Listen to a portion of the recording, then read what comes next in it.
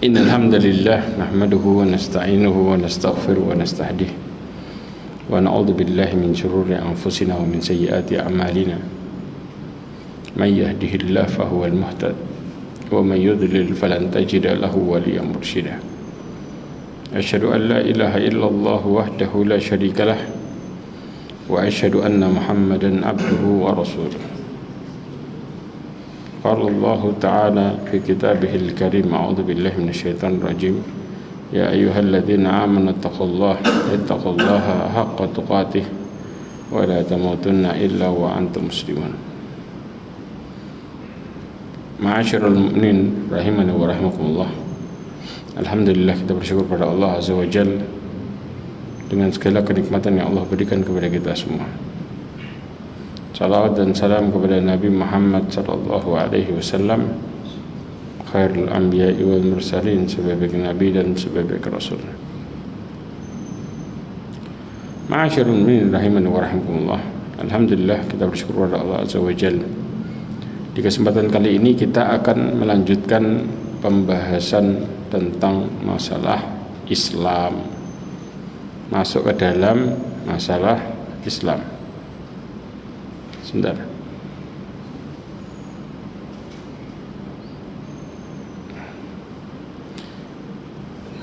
Ya. Oke, dibaca artinya. Ada yang pegang matanya?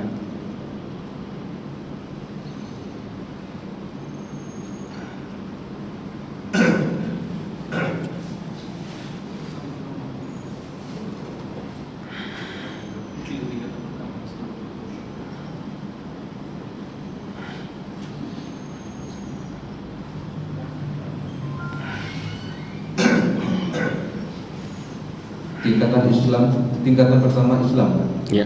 Rukun Islam ada 5. Satu, bersyahadat. Ya. Bersaksi bahwa tidak ada ilah sembahan yang berhak diibadahi dengan benar kecuali Allah. Ya. Dan bahwa Muhammad adalah Rasul utusan Allah. Ya. Yang pertama disebutkan oleh Imam Syekh Muhammad bin Abdul Wahhab dalam kitabnya bahwa martabatul ula, tingkatan yang pertama adalah al-Islam, yaitu Islam. Fa arkanul Islam khamsah, ya, bahwa rukun Islam itu ada 5, dari mulai syahadat, salat, zakat, puasa, haji. Dalil, ya, syahadat adalah annahu la ilaha illallah, ya. Kata Allah Subhanahu wa taala, syahidallahu, dalilnya lanjut.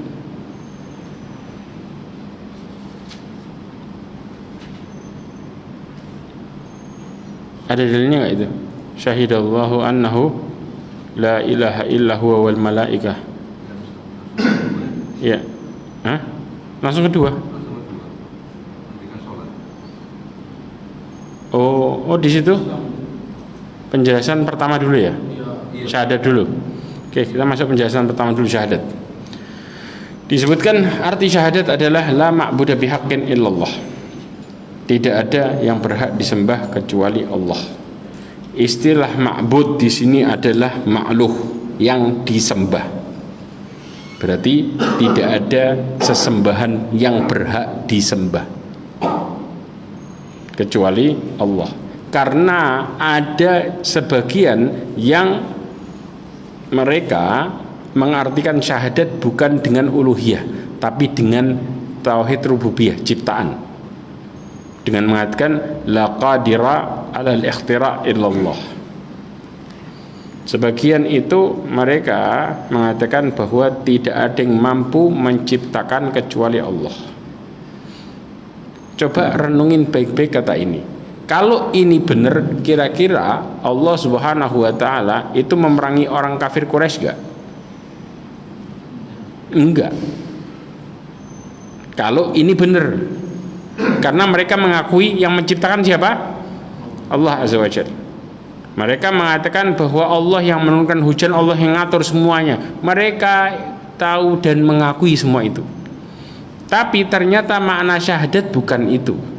Dan ini yang menjadikan mereka menolak, yang dimana sesembahan-sesembahan yang begitu banyak dijadikan satu hanya kepada Allah saja tanpa ada perantara dari sisi makhluk.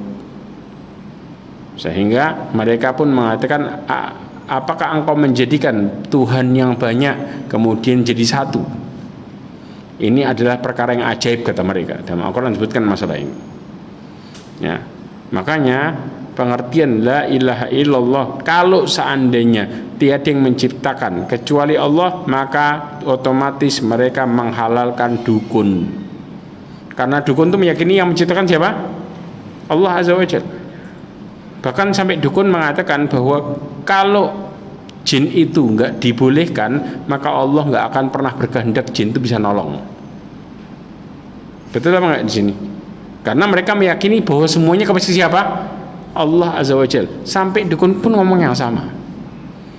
Tapi Allah SWT menjadikan dukun adalah seorang makhluk yang sangat menyekutukan Allah Azza wa Jalla. Karena mereka menduakan Allah dalam perkara yang dimana Allah hanya sendirian dan tidak boleh ada yang bersamanya, terutama di masalah ibadah. Ini yang menjadi permasalahan. Kemudian di antara dalilnya Allah Subhanahu wa taala mengatakan tentang bagaimana Nabi Ibrahim mengatakan kepada bapaknya. Surat Az-Zukhruf ayat 26 sampai 28. Allah mengatakan, wa id qala Ibrahimu li abihi wa qaumihi innani bura'um mimma ta'budun. Dan ingat ketika Nabi Ibrahim berkata kepada bapaknya dan kaumnya, sesungguhnya aku berlepas diri, tidak bertanggung jawab terhadap apa yang engkau sembah. Illa alladzi fatarani fa innahu sayahdin, kecuali yang mensucikan aku. Ya, kata Nabi Ibrahim, ya, tetapi aku menyembah Tuhan yang menjadikan aku apa? Karena sesungguhnya dialah yang memberikanku hidayah. Fatarani di sini adalah di mana Allah Subhanahu wa taala menjelaskan menjadikanku, menciptakanku, memeliharaku semuanya, dan sebagai sisi sesungguhnya dia akan memberikanku petunjuk. Kemudian Nabi Ibrahim juga dikatakan faja'alaha kalimatan baqiyatan fi aqibihi la'allahum yarji'un. Kemudian Allah mengatakan sesungguhnya dia, ya, Nabi Ibrahim menjadikan kalimat tauhid itu adalah kalimat yang kekal pada siapa? Keturunannya, supaya mereka kembali kepada tauhid. Ini menunjukkan bahwa kata-kata la ilaha illallah itu adalah kalimat tauhid. Ini yang kemudian Allah inginkan, dan Nabi Ibrahim gak pernah melakukan kesyirikan sama sekali dalam hidupnya. Nah, seakan-akan Nabi Ibrahim itu mengatakan kepada bapaknya, ya, dan juga kaumnya, bahwa orang-orang yang menyembah berhala, ya, mereka pun juga menyembah Allah. Betul apa enggak? Tapi menduakan. Tapi kalau secara bahasa kita bicara, orang hanya nyembah berhala saja tanpa nyembah Allah, nyembah satu Tuhan, contoh, tapi selain Allah, secara bahasa disebut tauhid gak? Tauhid secara bahasa. Kalau secara istilah salah, paham ya? Tapi mereka, kalau mereka menduakan sesembahan, menjadikan 3, 4 atau lebih bahkan, ya, mereka nyembah banyak, maka ini disebut dengan sekutu. Makanya orang kafir Quraisy itu pada intinya mereka juga nyembah Allah, tapi pakai ada embel-embel bersamaannya. Ini yang Allah nggak mau sama sekali, sehingga Rasulullah SAW menjadikan ini sebagai perkara yang harus diperangi atas perintah Allah Azza wa Jalla. Makanya kenapa ketika Nabi SAW mendakwahi pamannya, datang orang-orang yang menyesatkannya dengan mengatakan, apakah engkau membenci agamanya Abdul Muthalib, bapakmu sendiri? Seakan-akan orang yang mengucapkan syahadat maka kemudian membenci perkara-perkara yang sebelumnya menjadi sebuah kebiasaan. kita ini nggak bisa berhukum dengan kebiasaan. Kalau kebiasaan itu salah, maka nggak bisa jadi patokan. Karena berapa banyak orang yang sekedar agama mengikuti kebiasaan, tapi ujung-ujungnya hidup mereka tambah ragu dan goncang. Makanya kenapa dalam amal soleh harus ada 4 hal. Catat ini baik-baik. Mu'adz ibn Jabal mengatakan amal soleh itu harus mengandung unsur namanya ilmu. Ya, ada namanya apa? Ilmu. Tanpa ilmu maka seseorang akan jatuh ke dalam keraguan yang lebih dahsyat. Yang kedua, amal soleh itu harus disertai dengan niat yang benar. Dari niat inilah Allah nilai hambanya jujur atau tidak. Dan yang ketiga, amal soleh harus disertai dengan kesabaran. Sabar. Ya. Kenapa harus sabar? Karena kesabaran itulah yang menjadikan seseorang konsisten dalam melakukan amal saleh. Kemudian yang keempat, amal saleh itu harus disertai dengan ikhlas. Ini dia.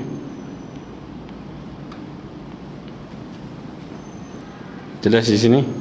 Ya. Dari mulai apa yang pertama? Ilmu. 2, niat yang benar. 3, sabar. 4, ikhlas. Dan ini semua disebutkan di dalam kitab Ma'alimut Tanzil. Paham sekarang? Makanya kalau amal saleh itu bersih dari riya, maka itu disebut dengan amal saleh sebenarnya. Karena riya ini merupakan kesyirikan. Balik lagi. Aduh.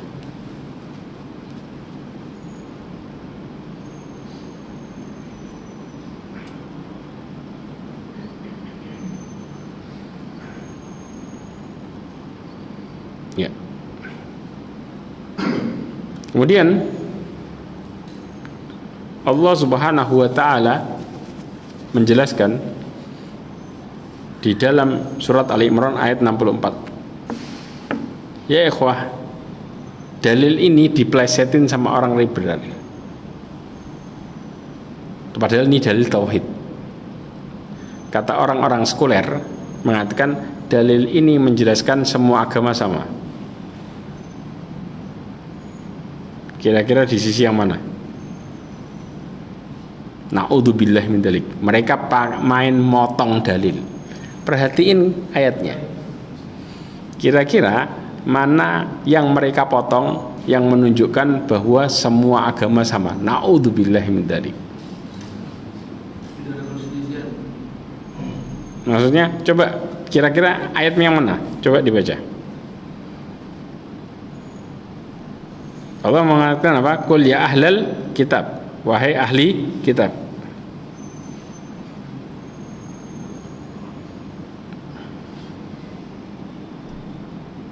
Yang mana kira-kira? Coba perhatikan baik-baik. Tadi hampir kurang sedikit.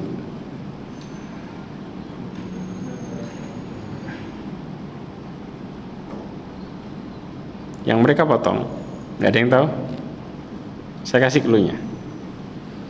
Yang mereka potong itu qul ya ahlal kitabi ta'alau ila kalimatin sawa'im bainana wa bainakum. Sampai sini. Tok. Jelas? Sampai sini tak dipotong. Kalau dibaca artinya apa? Katakanlah, hai ahli kitab, marilah berpegang kepada suatu kalimat ketetapan yang tidak ada perselisihan antara kami dengan kamu. Berarti mereka mengatakan agama itu sama dong, kan nggak ada perselisihan.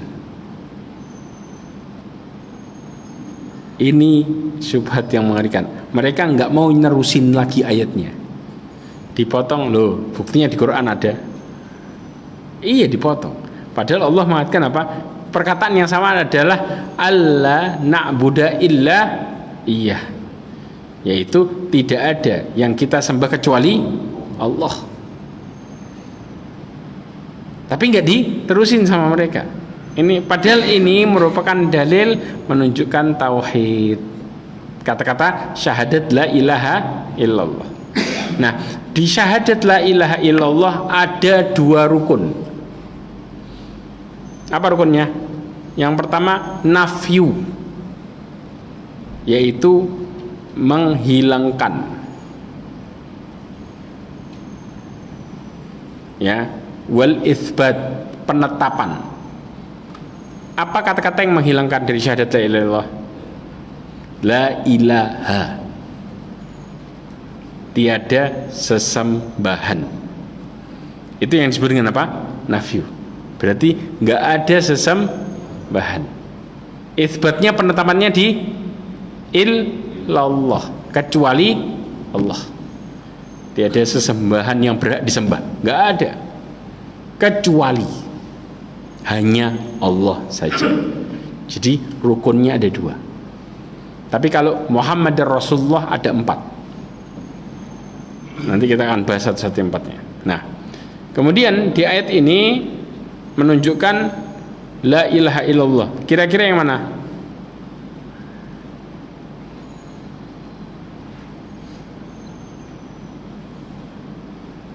Nah, la ilahanya di mana? Illallahnya mana?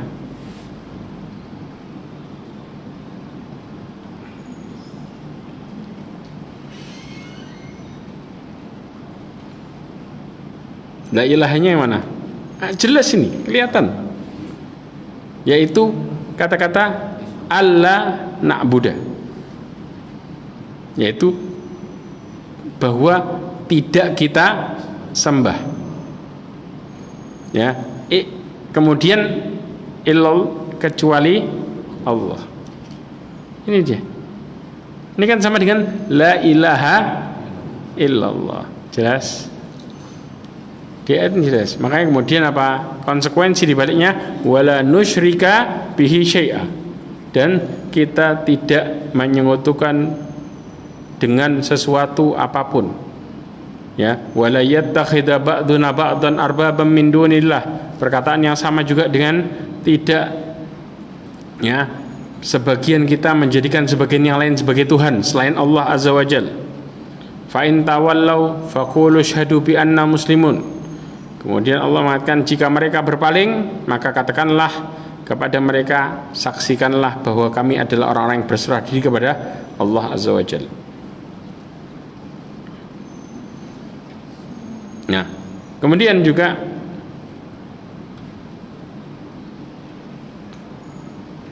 disebutkan Allah Subhanahu wa taala menjelaskan tentang sifatnya orang-orang yang mengucapkan syahadat. Di mana Allah katakan laqad ja'akum rasulun min anfusikum azizun 'alaihi ma 'anittum harisun 'alaikum bil mu'minina raufur rahim. Di mana Rasulullah sallallahu alaihi wasallam memiliki sifat sebagai utusan, sesungguhnya telah datang kepadamu rasul dari kaummu sendiri. Ini sifatnya yang pertama.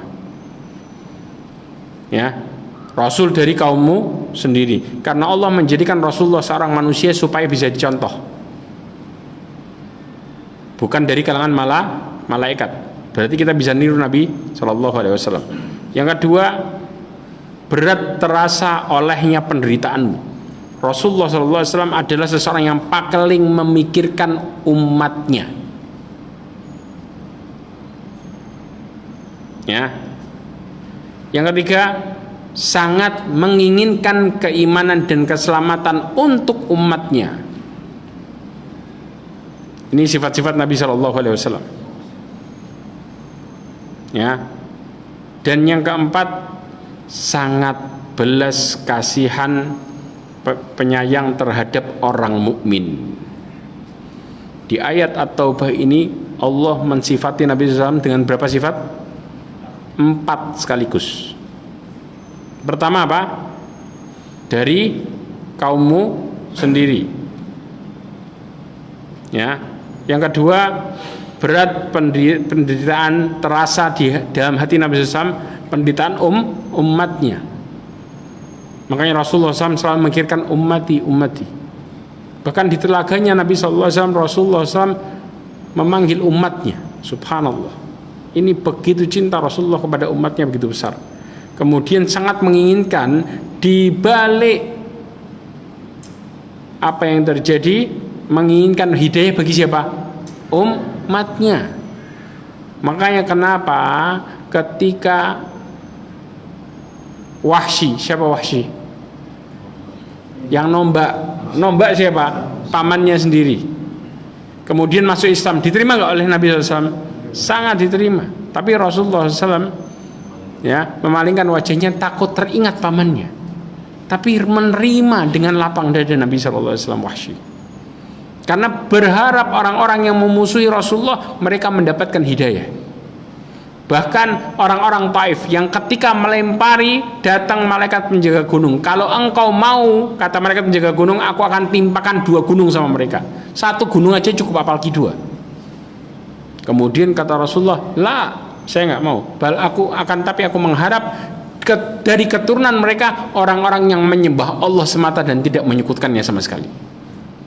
Ini menunjukkan bahwa Nabi SAW menginginkan besarnya hidayah bagi umatnya. Ya, kemudian Rasulullah sangat menyayangi terhadap orang-orang yang beriman, maka Rasulullah sering memperingatkan mereka dan menasihati mereka.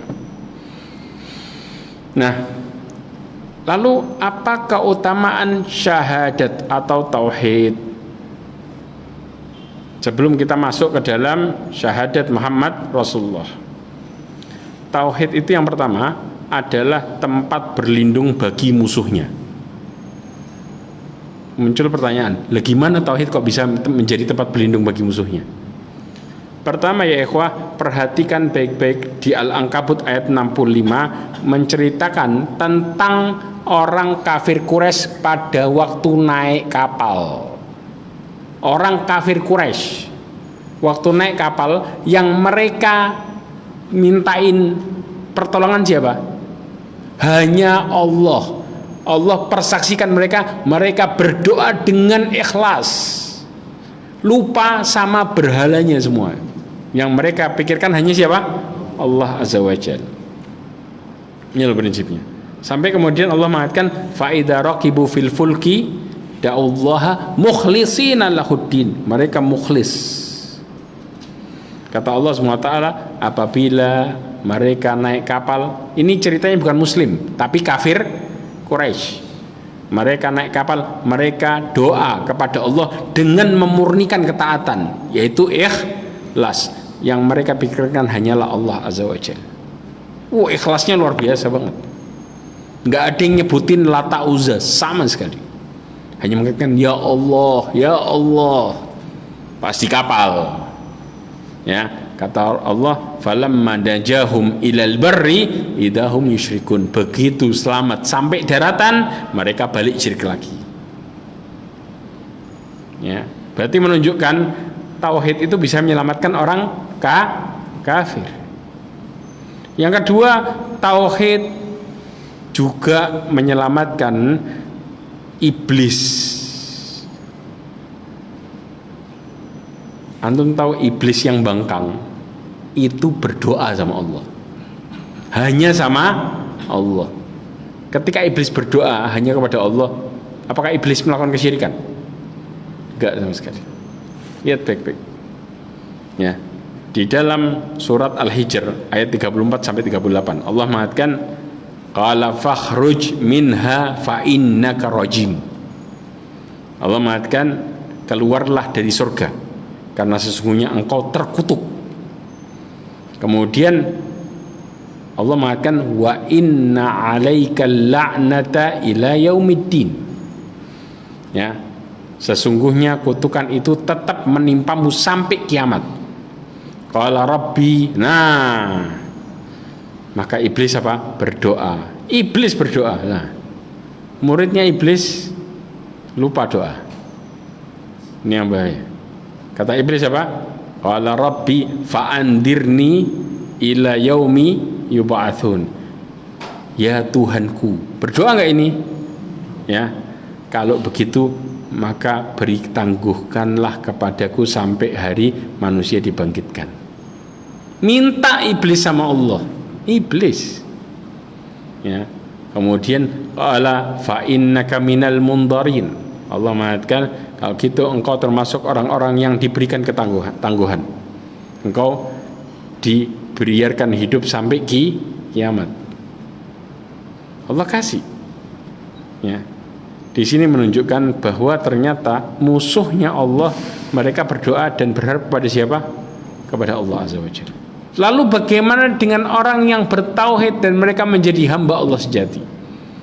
Ini musuhnya Allah seperti ini. Bagaimana dengan yang hamba Allah?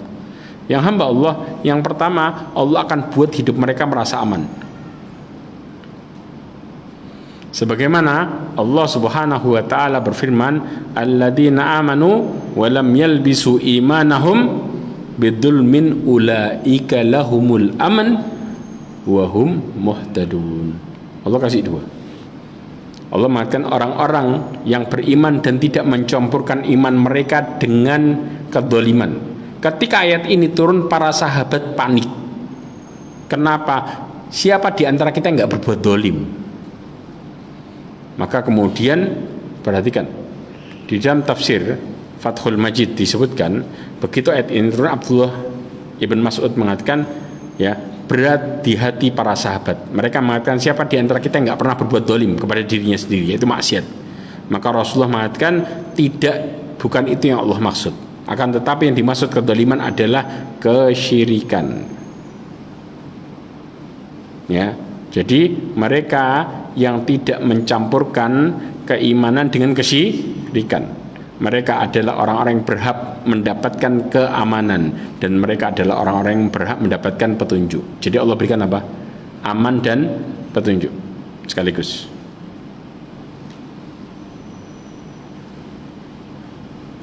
Nah, perhatikan baik-baik bagaimana maksudnya aman di sini. Perhatikan hadis yang diriwayatkan oleh Ibnu Hibban dan juga Bazzar dan Baihaqi. Allah Subhanahu wa taala berfirman dari Abu Hurairah radhiyallahu anhu, ya, bahwa kemudian Allah mengatakan, wa izzati, demi kemuliaanku, la ajma'u ala abdi khaufaini wa la ajma'u lahu amnain. Demi kemuliaanku, kata Allah, aku tidak akan pernah mengumpulkan buat hambaku dua rasa aman, dan aku tidak akan pernah mengumpulkan buat hambaku dua rasa takut.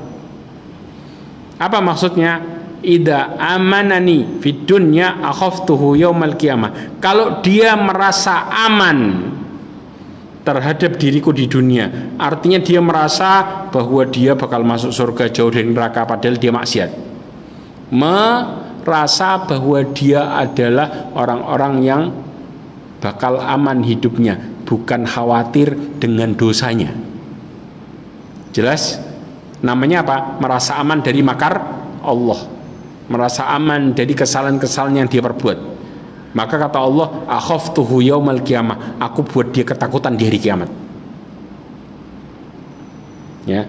Tapi sebaliknya, wa in khafani fid dunya amantuhu yaumal qiyamah. Ini yang dimaksud aman yang sebenarnya. Kalau dia merasa takut kepadaku di dunia, dia introspeksi dirinya, menyesali dosanya dan berbagai macam, maka aku akan buat dia merasa aman di mana? Pada hari kiamat, hari yang dikumpulkan manusia pada hari kiamat kelak. Ini yang terjadi, ya ikhwah. Bukan berarti aman di sini kemudian tenang, aman, jaminan penghuni surga, maksiat diampuni langsung, kita kemudian maksiat dengan santainya. Enggak sama sekali. Yang dimaksud aman di sini, Allah akan berikan naungan bagi orang yang justru takut kepada Allah Azza wa Jalla.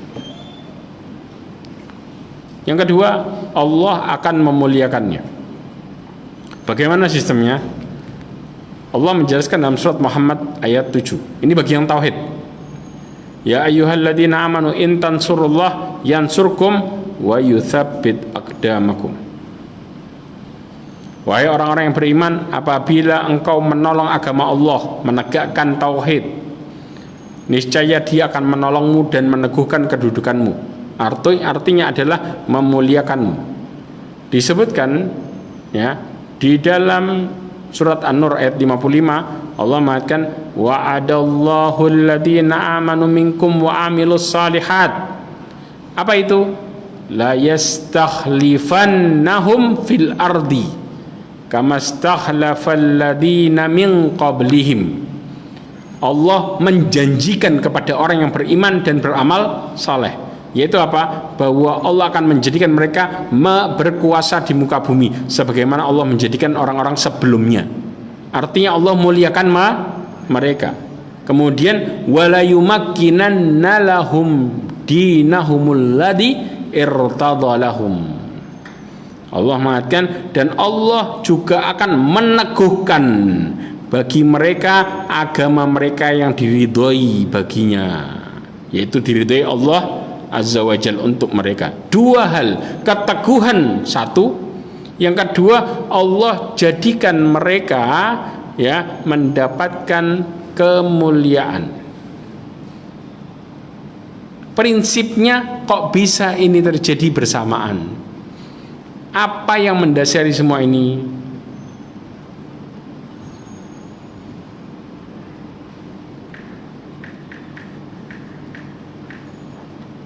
Orang yang bertauhid itu memiliki sifat ini ya ikhwah.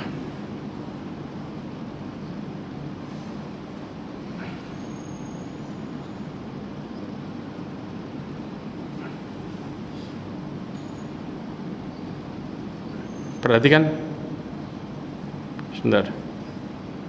Nah, orang yang bertauhid itu memiliki sifat sabar, yang dimana sabarnya membuat dia jadi mulia. Kalau orang yang bertauhid gak sabar, maka palsu. Karena orang yang sabar itu percaya sama siapa? Yakin sama Allah. Makanya Allah mengatakan wa ja'alna minhum a'immatan yahduna bi amrina lamma sabaru wa kanu bi ayatina yuqinun. Allah katakan dan kami jadikan di antara mereka pemimpin-pemimpin yang memberikan petunjuk dengan perintah kami ketika mereka sabar. Kuncinya di mana? Di sabar. Ya. Dan mereka meyakini ayat-ayat kami. Ya. Maka disinilah menunjukkan bahwa ketika kita taat sama Allah dan tauhid kita benar, Allah kasih kita sabar biar terus mulia di atas kebenaran.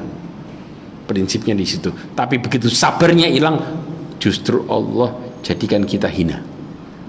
Kenapa? Dari hilangnya sabar, orang akhirnya nyeleweng jadi menyekutukan Allah. Makanya orang bertauhid itu punya sifat ini yang enggak disadari.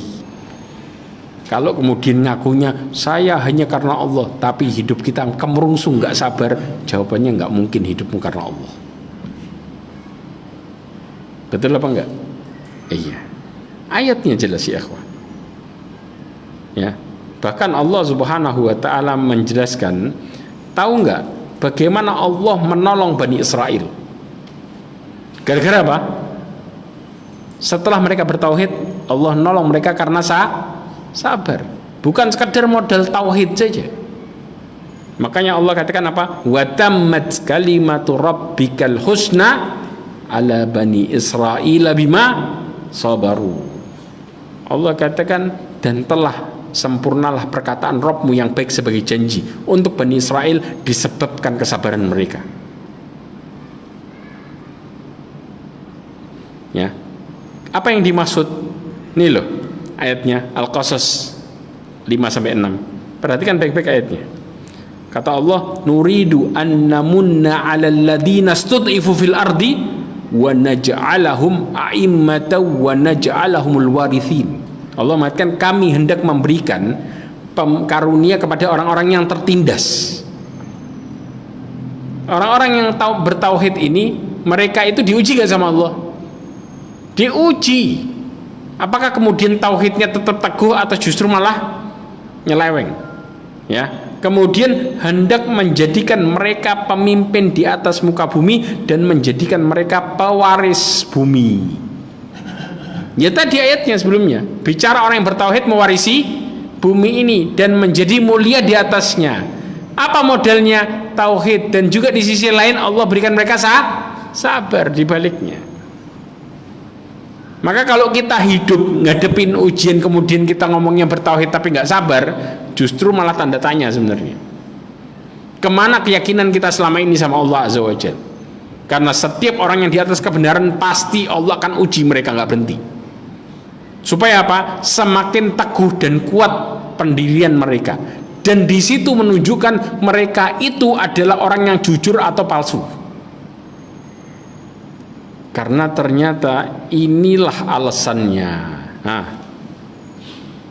Allah katakan wa ja'alna ba'dahum li ba'din fitnatan atasbirun. Yang menjadikan orang-orang yang bertauhid musuhnya orang-orang yang melakukan kesyirikan siapa? Yang menjadikan itu Allah Azza wa Jalla.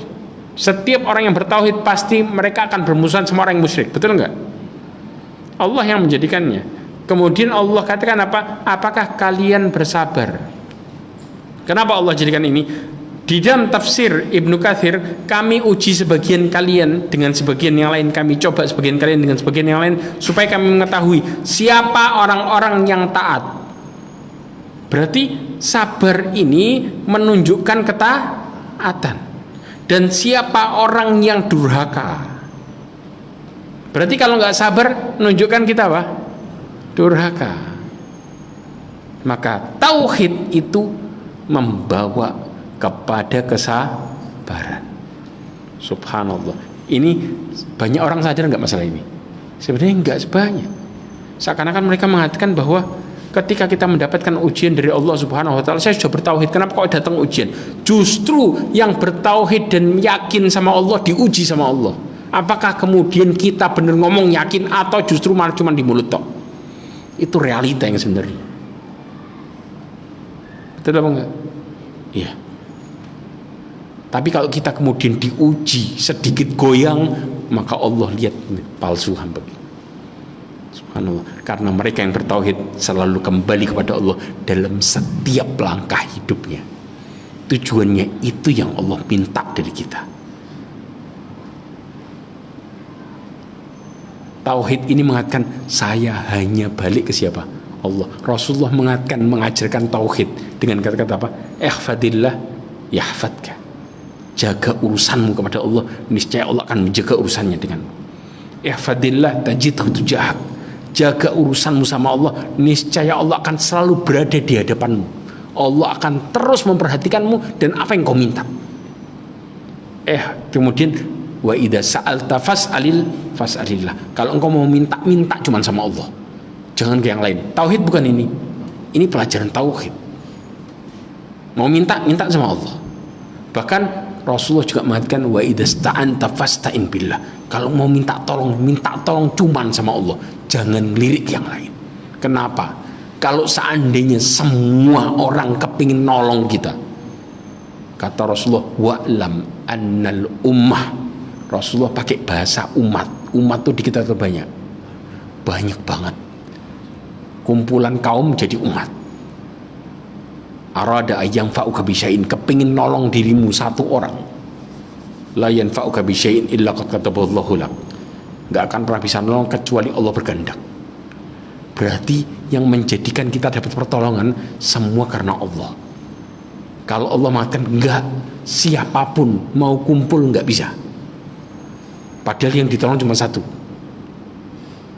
Maka sering kita ketika mengedepankan logika, keyakinan kita mundur, maka hidup kita seperti diombang-ambing di tengah laut, di mana kita mendapati hidup nggak ada kepastian sama sekali. Karena yang kita kedepankan apa? Akal. Betul nggak? Loh, padahal saya sudah ditolong banyak, tapi kok nggak bisa ya tetap? Jengkel kita, kecewa kita, betul nggak? Karena yang kita kedepankan seakan-akan bahwa diri kita bisa sendiri. Salah. Makanya tauhid itu mengajarkan kita untuk balik ke Allah, di mana baru Allah kasih sabar di balik itu. Kalau kita jujur. Tapi kalau dusta, nggak bakal datang kesabaran sama sekali. Jelas ya, ikhwah? Lanjut lagi. Kemudian apa yang Allah berikan di balik ayat ini? Ya. Allah Subhanahu wa taala mengatakan wa'adallahu alladziina aamanu minkum wa 'amilus shalihati la yastakhlifanna fil ardi kama istakhlafa alladziina min qablihim wa la yumakkinanna lahum dinahum alladzi irtada lahum.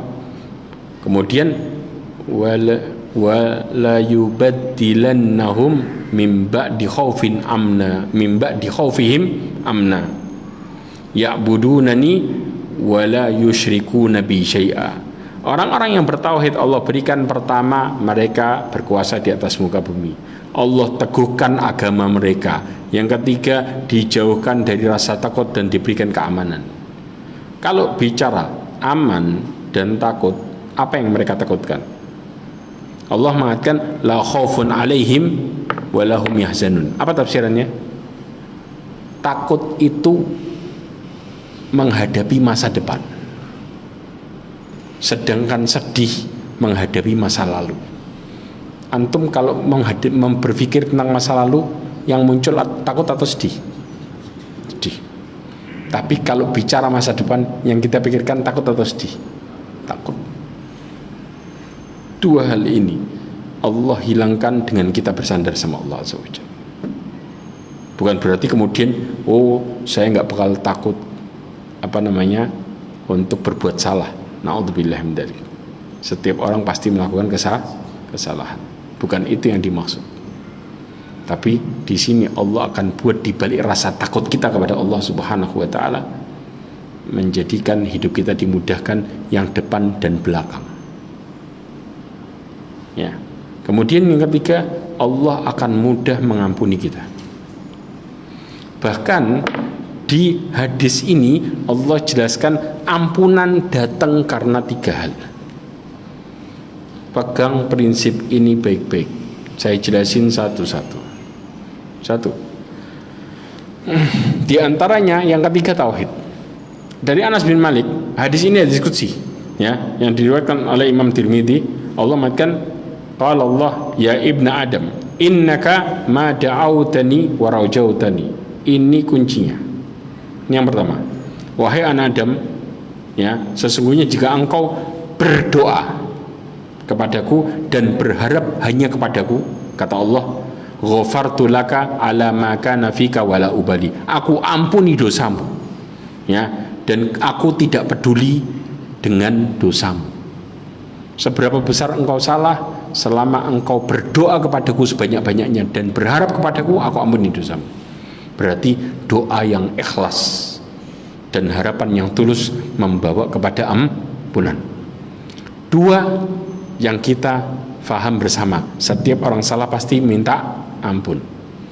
Umumnya Allah mengatakan, kata Allah, ya ibna Adam, wahai anak Adam, lau balaghat dunubuka ananas sama. Kalau seandainya dosamu mencapai kaki langit, thumma astaghfartani, kemudian kau minta ampun sama aku, ghafartu laka, aku ampuni semua dosamu, wala ubali, dan aku enggak peduli sama dosamu. Selama kau minta ampun, aku ampuni semuanya. Sampai mencapai kaki langit. Langit loh. Ini sangat banyak banget maksiatnya. Makanya ya ikhwah, jangan kita gampang mengejek orang maksiat apalagi sudah tobat. Kata Imam Ibnu Qayyim Al-Jauzi, barang siapa yang mengejek kemaksiatan seseorang, terutama bagi dia yang sudah bertobat, maka Allah akan timpakan kemaksiatan yang sama sebelum dia mati. Sadar nggak orang? Kadang-kadang diuji yang sama gara-gara dia menghina tukang maksiat. Dasar fulan. Kita kalau ngingetin orang oke, terhadap kemaksiatan tersebut, tapi bukan dengan ngebully tukang maksiatnya. Seakan-akan menunjukkan bahwa diri kita bisa bersih dari situ. Ini menunjukkan, kata para ulama, kesombongan.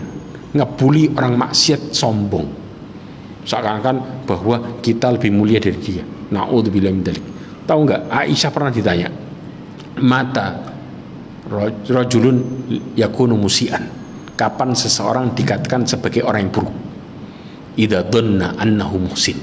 Ketika dia mulai merasa bahwa dirinya jadi orang baik. Dia mulai merasa jadi orang baik, berarti di saat itu dia mulai merasa jadi orang buruk pelan-pelan. Subhanallah. Karena setiap kita pasti melakukan kesalahan. Maka nggak ada di antara kita yang mengatakan, oh saya ini adalah orang baik. Nggak bisa kita ngomong kayak gitu. Kita ini banyak salahnya. Maka jangan pernah, kata Allah apa? Wala tuzakku anfusakum. Janganlah kalian mensucikan diri kalian sendiri. Allah lebih mengetahui siapa yang bertakwa. Orang yang taat sama Allah justru mereka yang merasa kesalahannya lebih banyak daripada orang lain. Karena mereka selalu introspeksi diri, bukan tambah kemudian ngejek orang lain, merasa dirinya bersih dari perkara kemaksiatan dengan mudahnya. Kita ini siang malam berbuat salah. Itu prinsipnya. Ya. Kemudian di sini Allah juga mengatakan, nah ini yang dalil yang ketiga yang adil dalil tauhid. Ya ibnu Adam, lau innaka lau ataitani bi qurabil ardi khataya. Thumma lakitani la tusyriku bi syai'an. La ataituka bi qurabiha maghfiratan. Allah mengatakan, wahai anak Adam, jika engkau mendatangiku dengan sepenuh bumi dosa, kemudian keadaannya tidak menyekutukan aku sedikit pun, gak syirik blas, maka aku akan mendatangimu dengan sebesar bumi ampunan. Orang datang ke Allah full dosa sebesar bumi, berarti akumulasi hidupnya taat apa dosa? Kebanyakan maksiat. Tapi Allah katakan apa? Engkau mendatangiku gak pernah syirik. Jelas? Maka aku mendatangimu dengan sebesar bumi ampunan. Impas dimasukin ke surga.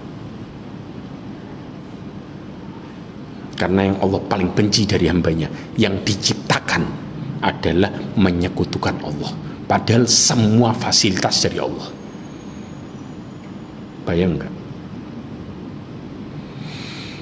Yang keempat, Allah haramkan neraka bagi orang yang bertauhid.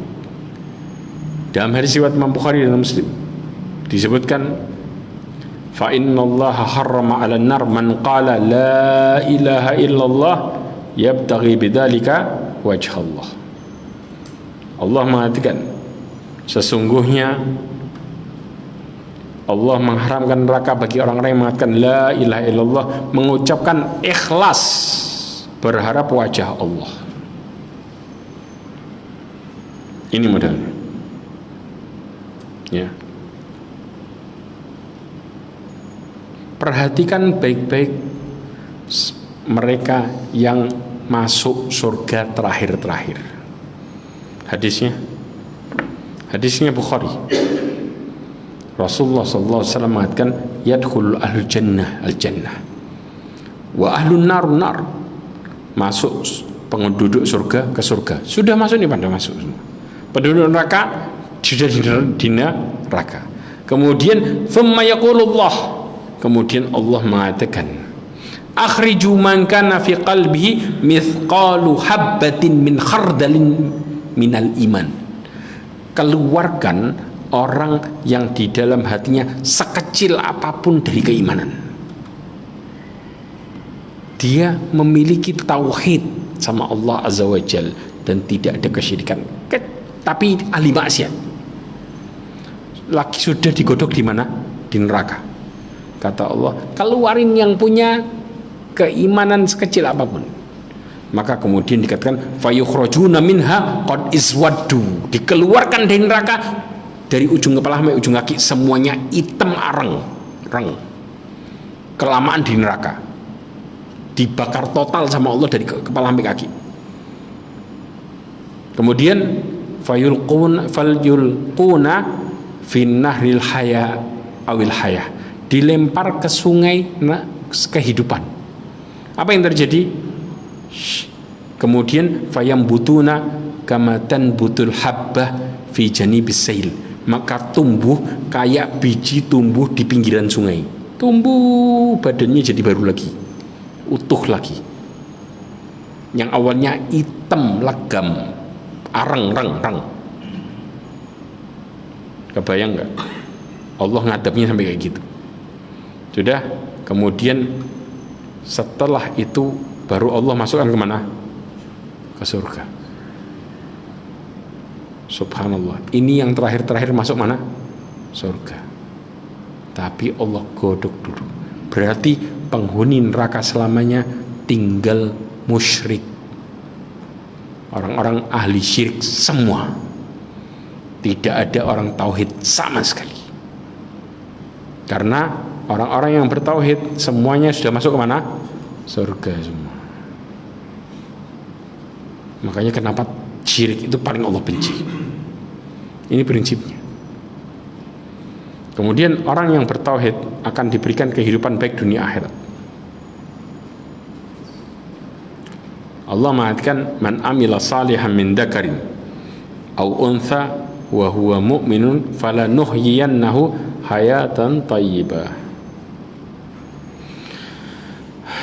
Barang siapa yang melakukan amal saleh, baik laki-laki maupun perempuan, dalam keadaan beriman, maka kami akan berikan kepada mereka kehidupan yang baik. Tahu arti hayatan thayyibah?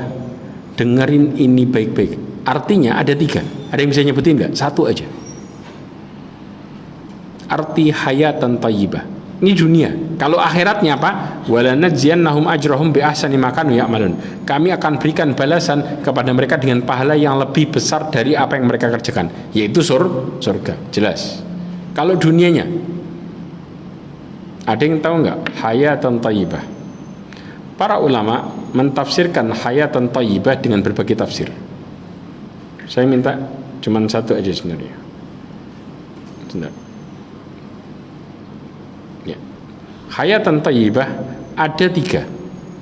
Yang pertama adalah ridho terhadap ketetapan Allah. 1. Dan ini disebutkan di dalam tafsir Muyassar. Pertama, ridho terhadap ketetapan Allah. Orang kalau ridho sama takdir, hidupnya merasakan mudah. Tapi begitu dia nggak ridho sama apa yang Allah tetapkan, malah tambah susah dan terus ngeluh hidupnya. Mau dapat apapun, di Allah kasih apapun tetap ngeluh. Karena nggak ridho terhadap ketetapan Allah.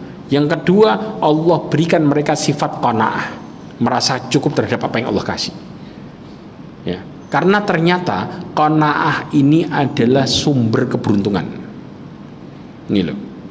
Antum tahu nggak? Orang yang beruntung itu bukan orang kaya.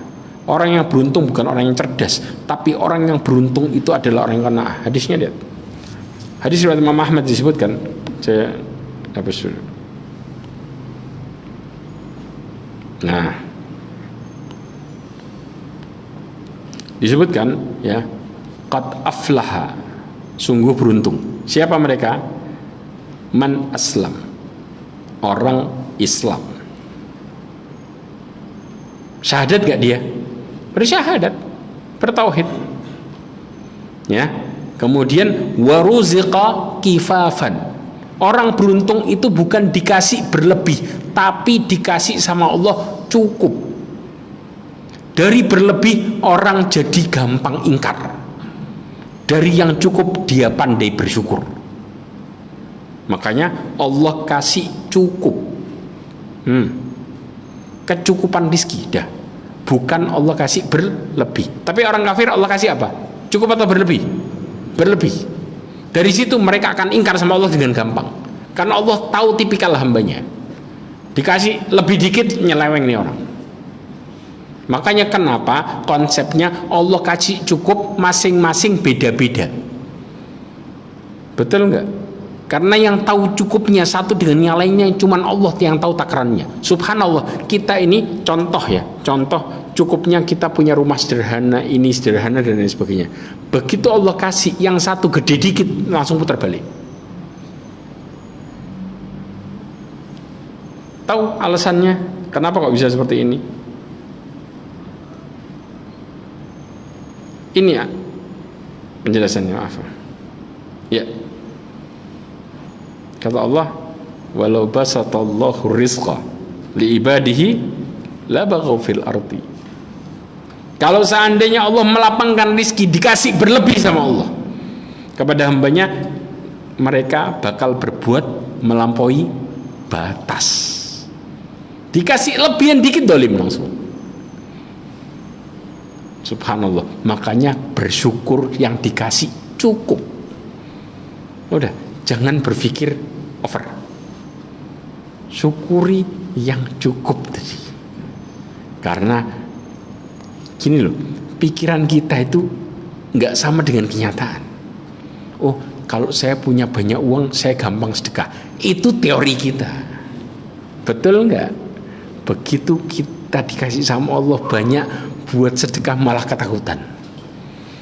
Kalau nanti kurang gimana?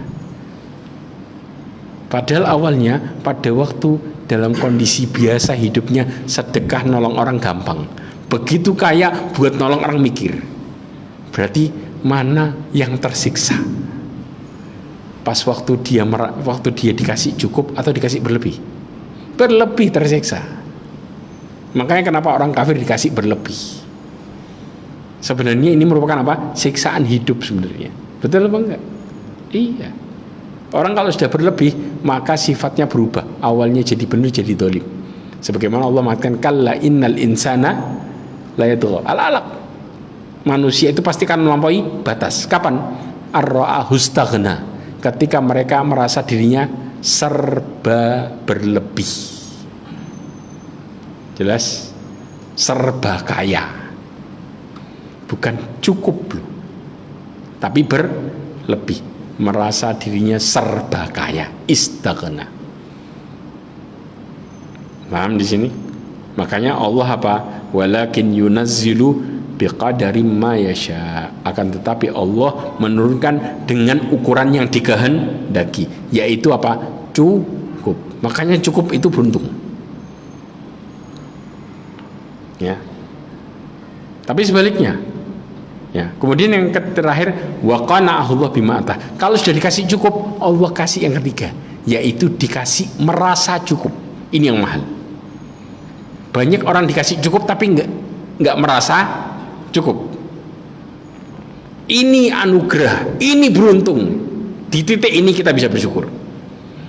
Dikasih sifat qanaah, merasa cukup, dan ini enggak banyak orang. Padahal makanya orang lain mengatakan dirimu enak. Siapa bilang saya masih gini, ngeluh, bayangin coba. Tokonya jalan laku, barangnya ya Allah sepi, rugi. Jengkel nggak kita ketemu sama orang kayak gini? Iya. Ya ikhwah, makanya yang paling kaya adalah bukan yang banyak harta. Yang paling kaya adalah orang yang merasa cukup, kaya itu. Hidupnya normal, ya. Kemudian juga yang terakhir Allah berikan mereka, ya, di dunia, yaitu bimbingan menuju kepada ketaatan. Ini yang Allah berikan. Jelas? Ya. Wallahu a'lam bishawab. Ini adalah bagaimana keutamaan tauhid. Kalau di akhiratnya jelas surga. Nggak ada balasan kecuali surga. Sebelum saya tutup, ada pertanyaan? Enggak. Ya. Di luar itu Tidak masalah. Misalnya kita melakukan sholat, kita musafir, mau sama takbir, keluar dan asar, tiba di masjid, asar sudah mulai. Iya. Kita masuk dulu. Oke. Masuk. Niat dulu. Iya. Oke.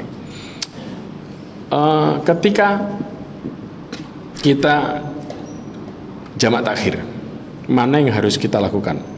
Duhur dulu baru asar, atau asar dulu? Kalau melihat pendapat para ulama khilaf, ada terjadi khilaf. Tapi pendapat yang rajih, sebagaimana Allah mengatakan dalam Al-Quran, inna salata kanat alal mu'minina kitabam mawquta. Sesungguhnya salat itu bagi orang mukmin sudah ada waktu yang telah ditentukan. Di sini menunjukkan bahwa salat itu urutan. Duhur dulu, asar dulu, maghrib dulu, isya dulu. Berarti kalau jamak takhir tetap ngikutin urutannya. Menurut pendapat yang kuat dengan dalil ini. Tetap aturannya apa? Nggak bisa kemudian waktu sholat itu diputer-puter. Bisa nggak? Nggak bisa. Tetap urutan sama. Makanya boleh beda niat. Jumhur ulama menjelaskan dalam masalah orang melakukan sholat jamak itu boleh beda niat. Nggak harus sama-sama niatnya sama imam. Bahkan kita sendiri kalau niat mengkosor tapi ternyata imamnya melengkapi, kita ikut melengkapi. Tapi di awal kita meniatkan apa? Kita mengkosor sebenarnya niatnya. Tapi karena imam melengkapi maka kita ikut yang mukim. Jelas? Maka Allah catat sebagaimana apa yang kita niatkan untuk mengambil rukhsah tersebut. Ini pada prinsipnya. Jadi asalnya cukup 2 rakaat. Betul. Tapi kalau kita berjamaah sama yang musafir. Tapi kalau imamnya mukim, begini, kalau imamnya mukim ternyata ya, imamnya mukim, imamnya 4 rakaat ya kita ikut 4 rakaat. Jadi tetap ngikutin niatnya imam. Tapi kalau ternyata imamnya sama-sama musafir, makanya kadang-kadang di satu tempat mereka kalau yang paham begitu ada musafir, musafirnya disuruh jadi imam kadang-kadang. Supaya apa? Bisa melakukan rukhsahnya. Kemudian makmumnya ngelengkapin. Ada kejadian yang kadang-kadang seperti itu supaya mereka mudah melakukan rukhsahnya. Karena para sahabat menjelaskan, ya, disebutkan bahwa ketika kami berimam sama penduduk Mekah maka kami pun apa? Melengkapi. Tapi kalau kami balik ke tempat kami maka kami pun mengkosornya. Kenapa? Karena sama-sama musafir. Mereka tinggal di Mekah tapi musafir posisinya. Mereka ahli Madinah tinggal di Mekah dan mereka melakukan dengan cara itu. Jelas posisi ini? Paham ya? Jadi tetap imamnya mukim ya tetap ikut 4 rakaat. Tapi setelah salat kan kita mau terus nggak? Lah baru mengkosor 2. Betul. Tidak perlu 4. Karena kita apa? Mengkosor. Jelas? Niatnya sholat duhur. Bukan asar. Ya tadi tetap dalam posisi sesuai urutannya. Jelas? Paham? Wallahu a'lam. Ada lagi? Ya. Amalan baik akhirnya buruk. Jadi husnul khotimah. Ya. Amalan yang jelek di akhirnya baik. Ya. Ya itu yang terakhir yang saya kurang Paham. Oke. Nabi SAW menjelaskan dalam hadisnya. Kata Rasulullah, wa rajulun ya'malu bi amali ahli jannah. Ada seseorang yang melakukan amalan ahli surga. Hatta ma bainahu wa bainaha illa dhira. Sampai antara dia dengan surga tinggal apa? Sejengkal. Fayasbiqu alaihi alkitab. Maka kitab mendahulunya, catatan takdir. Fayamalu bi amali ahli nar fayadkhuluha. Maka dia melakukan amalan ahli neraka kemudian masuk ke neraka. Nah, muncul pertanyaan di kita, kok bisa? Disebutkan oleh ulama Ibnu Rajab Al-Hambali dan yang lainnya, ternyata orang ini ketika melakukan amalan ahli surga karena ada hadis yang melengkapinya. Disebutkan fi mayura bihin nas, apa yang dilihat manusia. Kita ini tahu hatinya orang enggak? Enggak, itu yang jadi masalah. Pada waktu dia melakukan amalan ahli surga di awal, maka di hatinya ada penyakit tapi masih kecil. Jelas? Seperti riya, sum'ah, ujub, kecil-kecil, belum kelihatan. Disebutkan oleh para ulama, suatu saat dia menampakkan siapa aslinya dia. Yaitu kapan? Di akhir hidupnya Allah tampakkan aslinya. Ketika dia nggak bertobat, tiba-tiba keluar aslinya bahwa dia ternyata apa? Ujub, riya, langsung putar balik alias melakukan amalan ahli neraka dan mati dalam posisi itu. Jelas. Tapi sebaliknya berbeda. Wa rajulun ya'malu bi amali ahli nar. Seseorang yang melakukan amalan ahli neraka karena jahil, nggak ngerti. Kemudian hatta bainahu wa bainaha illa dhira, sampai antar dia dengan neraka tinggal sejengkal saja. Fayasbiqu ahli kitab, takdir mendahulinya, maka dia pun ternyata bertobat kepada Allah Azza wa Jalla, memperbaiki diri, menyesalinya, Kemudian fayamalu bi amali ahli jannah, di ujung hidupnya melakukan amalan ahli surga, fayadkhuluha, maka dia masuk ke surga. Ya ikhwah, antum tahu nggak? Makanya tauhid kejujuran itu kepada Allah akan mendatangkan cita-cita yang akan tercapai sebagaimana yang kita inginkan. Dalilnya, perhatikan hadis ini baik-baik. Sering kita ini berharap sebuah cita-cita, ya Allah saya kepingin sekali mati husnul khotimah. Allah akan kasih itu kalau kita jujur sama Allah Azza wa Jalla. Tapi kalau ternyata kita ini sama Allah dusta, justru sebaliknya yang terjadi. Nah, ini hadisnya dari Sadat Ibn Had. Saya jelasin artinya langsung. Anna rajulan, bahwa sesungguhnya rajul Arabi, datang seseorang ya Badui kepada Nabi SAW, kemudian dia beriman. Setelah dia beriman kepada Nabi SAW, mengikuti Nabi SAW, maka dia mengatakan, aku ingin berhijrah bersamamu. Maka Rasulullah mewasiati, meminta kepada para sahabat untuk memperhatikan dia, meminta kepada sebagian sahabat, yaitu apa? Hijrah bareng sama dia. Ini orang baru masuk Islam. Kemudian setelah itu akhirnya peperangan terjadi dan Rasulullah mendapatkan ghanimah, harta rampasan perang. Setelah dapat rampasan perang, kemudian Nabi SAW membaginya kepada orang-orang, kemudian termasuk sama orang ini.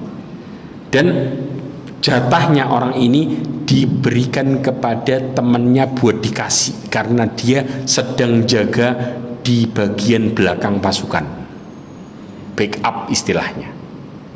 Begitu dia datang, maka kemudian ghanimah ini diserahkan ke dia. Waduh.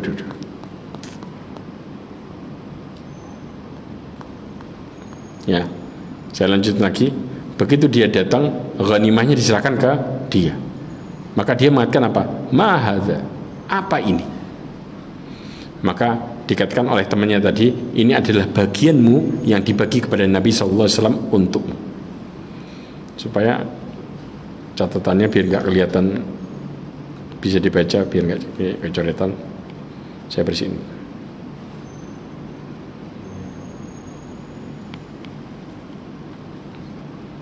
Ya, oke.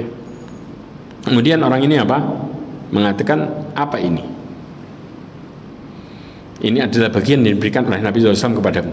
Kemudian bagian ini dibawa kepada Nabi SAW sambil orang ini bertanya, apa ini, wahai Rasulullah? Maka Rasulullah mengatakan, aku membagikannya untukmu. Maka orang ini mengatakan, aku tidaklah mengikutimu untuk mendapatkan ini. Saya nggak mau harta. Bukan harta tujuanku dalam mengikutimu. Tetapi apa? Tetapi aku mengikutimu supaya aku dipanah, ditunjuk lehernya dia, biar tembus sama panah ke sini. Kemudian aku mati dan masuk surga. Ini harapan bukan? Cita-cita bukan? Iya. Maka kata Rasulullah SAW, jika niatmu benar, maka Allah akan kabulkan permintaanmu, harapanmu. Subhanallah, nggak lama maka para sahabat bangkit perang lagi. Tiba-tiba orang ini didatangkan kepada Nabi SAW dalam kondisi terpanah persis yang ditunjuk tadi, tembus lehernya, persis plek. Ya, kemudian maka Nabi mengatakan, ahwa, apakah orang ini adalah orang yang itu, yang tadi kepingin dipanas ini?